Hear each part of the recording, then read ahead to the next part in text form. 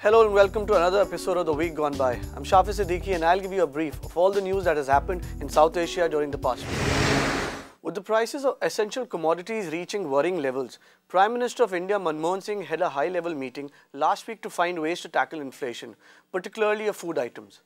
The meeting was attended, among others, by Finance Minister Pranab Mukherjee, Home Minister P. Chidambaram, Food and Agriculture Minister Sharad Pawar, and Planning Commission Deputy Chairman Montague Ahluwalia also attended the meeting. Food inflation rose to 18.32% for the week ended December 25th due to rise in prices of food items like onion, milk and meat. The retail price of onion continues to rule high at 55 to 60 rupees per kg in major parts of the country due to sluggish supply. On the other hand, onion prices declined only marginally despite the government announcing 3 weeks ago that it was taking several measures to increase supply, including through import. BJP was also quick to react and they accused the government of not taking proactive steps to check rising food prices. The BJP said the inability to control inflation was the biggest failure of the economist Prime Minister. However, Congress spokesperson Manish Tiwari retaliated by saying that the government is trying to do its best. He also further added that the state governments should act to reduce the gap between the prices at which farmers sell and the consumers buy. Well, the fact is that the Prime Minister of India personally convened a meeting of the senior most ministers of the UPA government to take cognizance of the situation. This itself shows the sensitivity of the UPA government on the question of prices.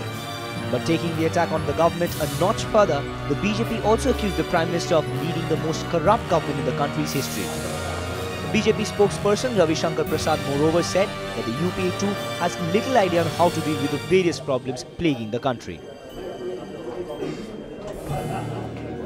Meanwhile, there was some good news for the retail market as Food and Agriculture Minister Sharad Pawar last week said that retail prices of onion was expected to come down as the new crop has started arriving from Gujarat, Madhya Pradesh and Maharashtra. Also later in the week, wholesale onion traders in New Delhi withdrew their strike after talks with Chief Minister Sheila Dikshit. The Delhi Chief Minister assured a fall in onion price in the next 2 to 3 days. The traders were peeved at being held responsible for the rising prices of the commodity and had threatened the government with an indefinite strike.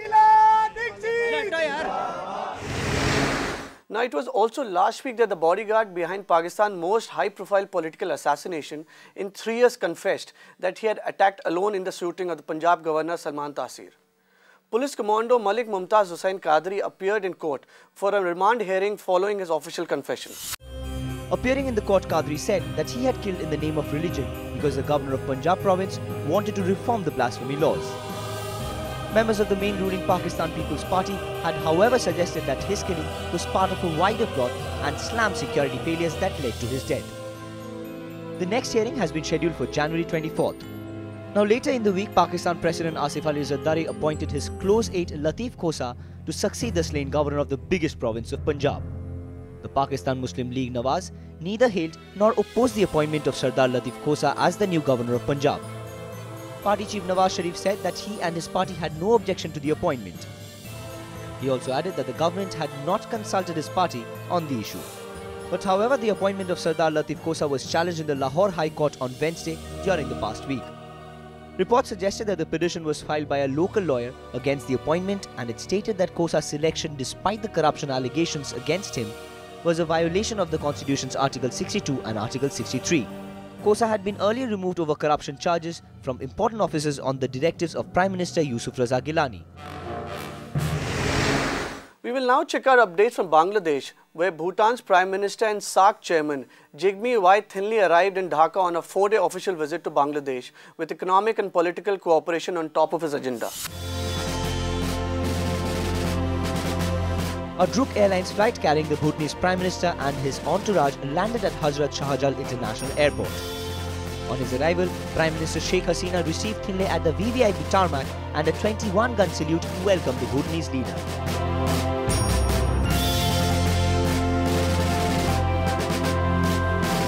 Now later in the week, Bhutanese Prime Minister Jigme Y Thinley said that the differences within the SAARC could be overcome if the South Asian people come together and ride over their differences to realize their vast potential and acted as a cohesive social and economic region.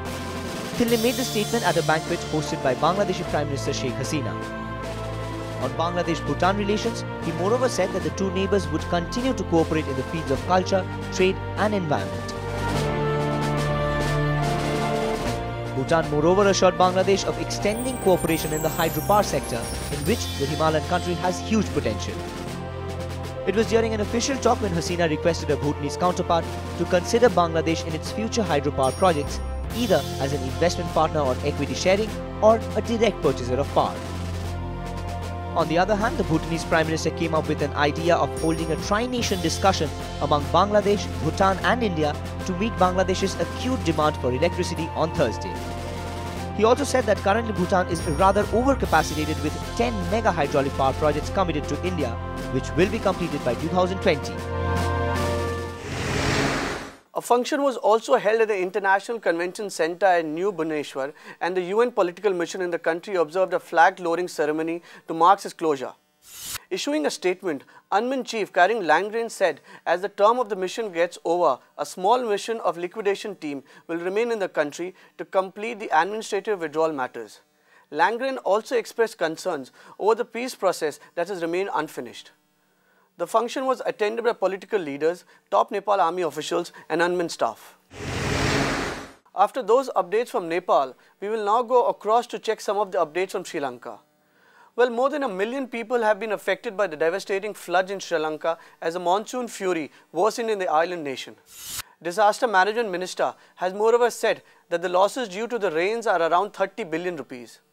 Meanwhile, the UN has said that it is going to assist Sri Lankan government with humanitarian assessment to identify the needs of the flood-affected areas.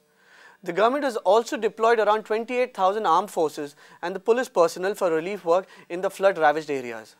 On the other hand, Sri Lanka's northern neighbours have also extended their helping hand as an Indian Air Force aircraft touched down at Colombo Airport on Friday carrying relief material for more than 1 million flood-affected people.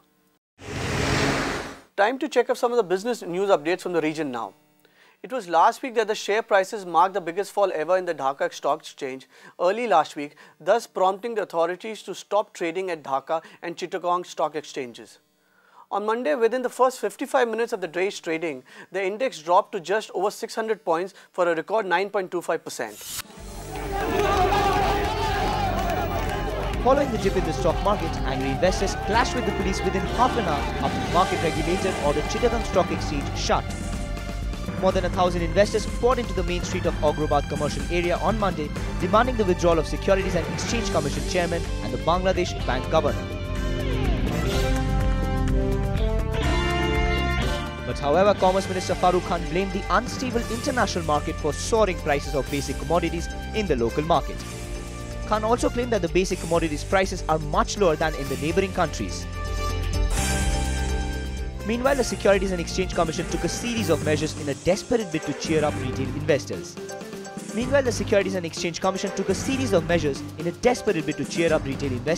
After the stock market collapsed 50 minutes into beginning of trading. The SEC took the steps at an emergency meeting with merchant bankers and officials of the Dhaka and Chittagong stock exchanges.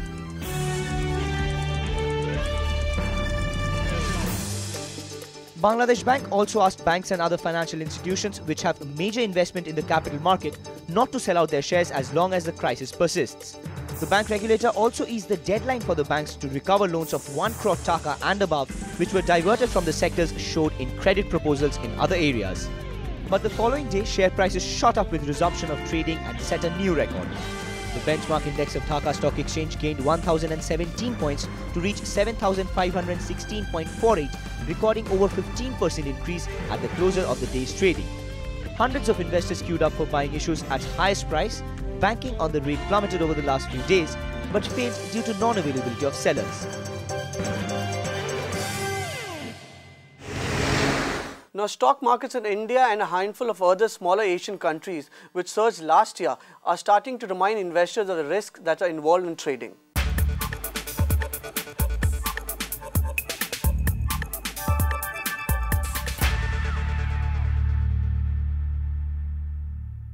The Indian stock market fell by more than 7% from a record high that was set in November. And the stock market in Bangladesh tumbled 27% to recent weeks after the regulators tightened rules to limit speculation. But what remains to be asked is whether the government and the market regulators are doing enough to control the extreme volatility of the market. The Indian stock market has fallen more than 7% from a record high set in November, as investors have grown increasingly concerned about inflation and corruption scandals that have paralyzed the country's parliament. The Nifty 50 stock index also closed 1.9% up on Wednesday, but that came after a 6-day losing streak. Meanwhile, the stock market in Bangladesh, which jumped 96% last year, has tumbled 27% in recent weeks after regulators tightened rules to limit speculation. However, the market that went into a free fall on Monday had recovered some of those losses in the last 2 days after the government eased regulations to make it easier for investors to borrow money. Moreover, stock markets in Thailand, Indonesia and the Philippines have also fallen in recent days, though not as sharply. But however, the stumble has not extended to more established exchanges in Asian emerging markets. The Hang Seng Index in Hong Kong is up more than 4% in the last month and more than 8% over the last 52 weeks. Moreover, this recent pullback in less established and more volatile Asian stock markets serve as a warning to foreign investors who have poured billions of dollars into emerging markets last year, in spite of their long-term potential. Many countries are battling high and still rising inflation, especially in food and energy, and their policymakers are worried about bubbles forming in their financial systems. Even in India, prices remain stubbornly high even as the Reserve Bank of India has raised key interest rates by up to 2 percentage points.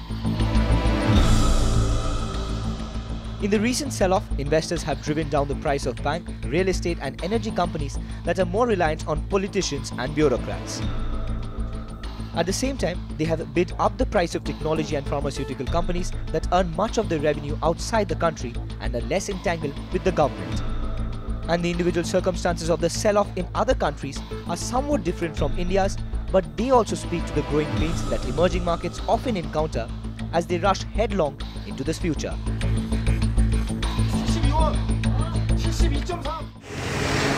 Time to wrap up this edition of The Week Gone By here. I will be back next week again and more news and updates from across South Asia. Till then, goodbye and keep watching TV South Asia.